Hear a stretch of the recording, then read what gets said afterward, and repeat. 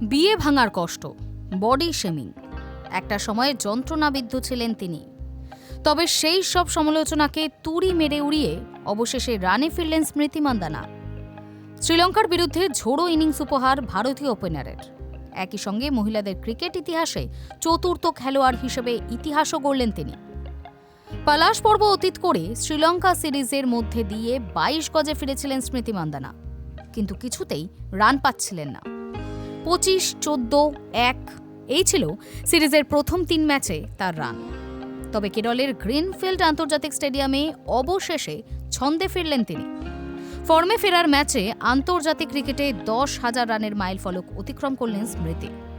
10,000-এর গণ্ডি পেরানোর জন্য মাত্র 27 রানের প্রয়োজন ছিল, যা সিরিজের চতুর্থ টি-20-তে সহজেই পেরিয়ে যান। মিতালি রাজ, শার্লট এডওয়ার্ডস এবং সুজি বেটসের পর এই মাইলফলক অর্জন করলেন স্মৃতি। দ্রুততম মহিলা ক্রিকেটার হিসেবে 10,000 ক্লাবে পৌঁছালেন স্মৃতি। 10,000 রানে পৌঁছাতে স্মৃতি নিলেন 281 ইনিংস। 291 ইনিংসে 10,000 রানে পৌঁছেছিলেন মিতালি রাজ। তাছাড়াও শেফালি ভার্মার সঙ্গে ওপেনিং জুটিতে 162 রান তুলে আরও এক নজির গড়েন স্মৃতি। মহিলাদের টি-20-তে ভারতের যে কোনো উইকেটে সর্বোচ্চ রানের জুটি এটাই।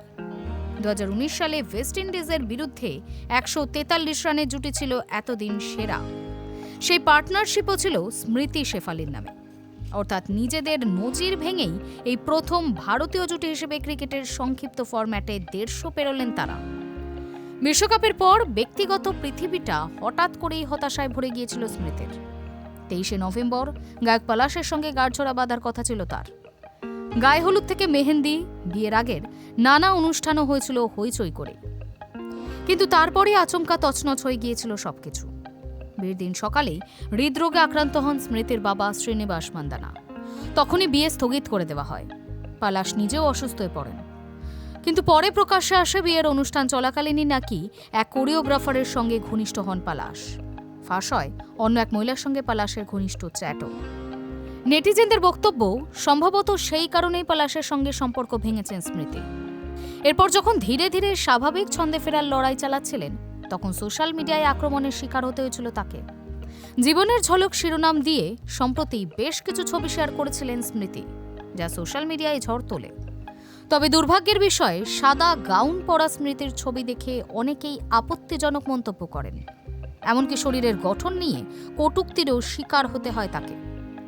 নারী বিদ্বেষী এবং অসম্মানজনক মন্তব্য করে বসেন অনেকেই। কিন্তু রবিবার ছিল সেই দিন, যেদিন ছিল স্মৃতির জবাব দেওয়ার পালা।